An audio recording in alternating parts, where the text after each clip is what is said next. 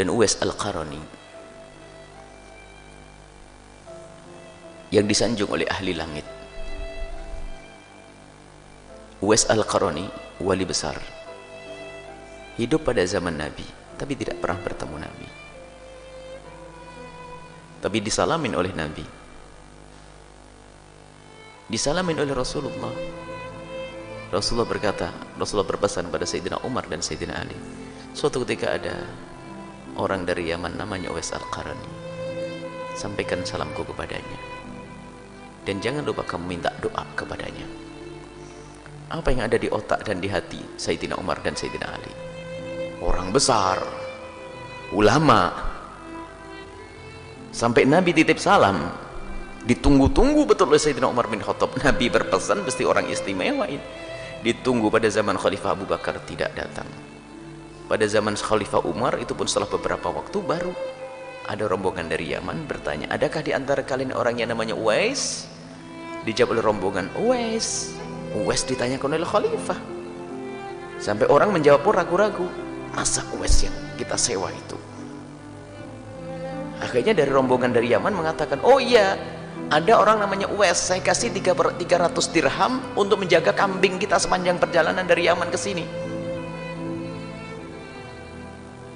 Seorang anak muda fakir dia, saya kasih 300 dirham kemudian untuk menjaga kambing sepanjang perjalanan ke Mekah. Sayyidina Umar ragu-ragu, masa Nabi Muhammad titip salam? Cuman tidak ada yang lainnya, nggak ada, cuman itu. Sayyidina Umar dan Sayyidina Ali semakin yakin mungkin itu orangnya. Di mana dia? Di sana, di tempat penggembalaan kambing sana, karena dia harus mengembala kambing. Datanglah Sayyidina Umar dengan Sayyidina Ali, dicari ada seorang anak muda dengan baju compang-camping. Bingung ini, bukan tampak ulama, bukan tampak orang besar. Didatangi, assalamualaikum. Waalaikumsalam. Benarkah engkau Uwais? Iya. Aku adalah Umar. Oh, Khalifah Rasulullah. Ada apa? Aku datang ke sini karena disuruh oleh Rasulullah. Menangis Uwais, disuruh Rasulullah sallallahu alaihi wasallam. Iya. Rasulullah titip salam kepadamu. Menangislah Uwais. Alaikum wa alaihissalam. Kepadamu wahai Khalifah dan Sayyidina Ali, dan juga kepada Rasulullah assalam. Benarkah Rasulullah titip salam kepadaku? Khalifah Umar menjawab, tidak hanya titip salam, dan dia juga menyuruhku minta doa kepadamu. Doakan aku wahai Uwais. Setelah selesai berdoa, Sayyidina Umar bertanya, Uwais, kamu belum pernah ketemu Rasulullah? Menangis, belum. Apakah kau tidak pernah rindu ingin bertemu dengan Rasulullah padahal kau hidup pada masa Rasulullah? Kalau bertanya kerinduan, sungguh kerinduanku adalah kerinduan yang tidak bisa dibendung. Sayyidina Umar bertanya, lalu kenapa kau tidak segera datang ke Mekah kemudian bertemu dengan Rasulullah, ke Madinah, tidak sampai bertemu dengan Rasulullah? Menangislah Uwais. Ya Khalifah Rasulullah, setiap kali ada kafilah pergi berangkat haji, yang ada di hati, yang ada padaku adalah derai air mata dan tangis dengan hatiku karena aku tidak bisa pergi ke Mekah. Kenapa kau tidak ikut rombongan lalu pergi ke Mekah? Tambah menangis.